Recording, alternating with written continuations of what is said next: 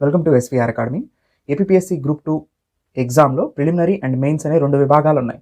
Preliminary ముందు చదవాలా, mains ముందు చదవాలా అనే డౌట్ ఆస్పిరెంట్స్లో ఎక్కువగా ఉంటుంది.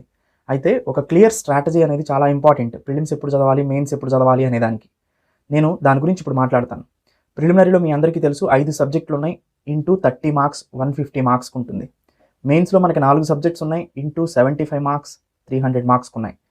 ప్రిలిమ్స్ అండ్ మెయిన్స్ ముందు ప్రిలిమినరీ క్వాలిఫై అయితేనే ఆ కట్ ఆఫ్ని బేస్ చేసుకుని మెయిన్స్కి మీరు అర్హత సాధిస్తారు. అంటే ప్రిలిమినరీ అనేది టఫ్ కాంపిటీషన్ ఉంటుంది కంపేర్ టు మెయిన్స్. మెయిన్స్లో ఏంటి అని అంటే ఆల్రెడీ క్వాలిఫై అయిన స్టూడెంట్స్ వస్తారు కాబట్టి ఇక్కడ లిమిటెడ్ మెంబర్స్తో ఉంటుంది, కానీ ఎక్కువ మంది స్టాండర్డ్ క్యాండిడేట్స్ వస్తారు కాబట్టి ఇక్కడ కూడా మీరు ఎక్కువ మార్క్స్ సంపాదించాల్సిన అవసరం ఉంటుందన్నమాట.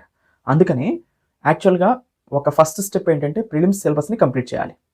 సెకండ్ స్టెప్ ఏంటంటే వన్స్ ప్రిలిమినరీ కంప్లీట్ అయిన తర్వాత 5 సబ్జెక్టులు కంప్లీట్ అయిన తర్వాత, ముఖ్యంగా 4 సబ్జెక్టులు జనరల్ మెంటల్ ఎబిలిటీని పక్కన పెడితే ఈ 4 సబ్జెక్టులు కంప్లీట్ అయిన తర్వాత, దాంట్లో కూడా 3 కంప్లీట్ అయిన తర్వాత, ఎందుకంటే కరెంట్ అఫైర్స్ అనేది ఎగ్జామ్ అయిపోయే వరకు అది ప్రిలిమ్సా మెయిన్సా అని సంబంధం లేకుండా చదువుతూ ఉండాలి కాబట్టి, సో ముందు ఇండియన్ హిస్టరీ, జియోగ్రఫీ, సొసైటీ ఈ 3 కంప్లీట్ చేసుకొని జనరల్ మెంటల్ ఎబిలిటీ అకేషనల్గా చూస్తూ కరెంట్ అఫైర్స్ రెగ్యులర్గా చదవాలి కాబట్టి, సో 3 సబ్జెక్టులు కంప్లీట్ అయిన తర్వాత ప్రిలిమినరీ మీరు మెయిన్స్ సబ్జెక్ట్స్ అయినటువంటి economy, science and technology, environment, polity, AP హిస్టరీని కూడా ఒకసారి చూడాలి. రెండో స్టెప్లో first step preliminary subjects complete చేయాలి, ముఖ్యంగా 3 సబ్జెక్టులు. రెండో స్టెప్ మెయిన్స్ సబ్జెక్ట్స్ని కంప్లీట్ చేయాలి. మూడో స్టెప్ ప్రిలిమినరీని సబ్జెక్ట్స్ని ఒకసారి రివిజన్ చేసుకోవాలి. నాలుగో స్టెప్ ఎగ్జామ్కి ఒక 2 నెలల ముందు మెయిన్స్ సబ్జెక్ట్స్ చదవటం ఆపేసి ప్రిలిమ్స్ మీద కాన్సన్ట్రేషన్ చేయాలి. ఈ 4 స్టెప్స్ ఫాలో అవ్వాలి. దానివల్ల ఏమవుతుంది అంటే ప్రిలిమినరీని మీరు ముందుగా ఫోకస్ చేసినట్టు అవుతుంది, మెయిన్స్ని కూడా ఒకసారి చదివినట్టు అవుతుంది. వన్స్ ప్రిలిమినరీ అయిపోయిన తర్వాత మెయిన్స్ మళ్ళీ రివిజన్ చేసినట్టు అవుతుంది.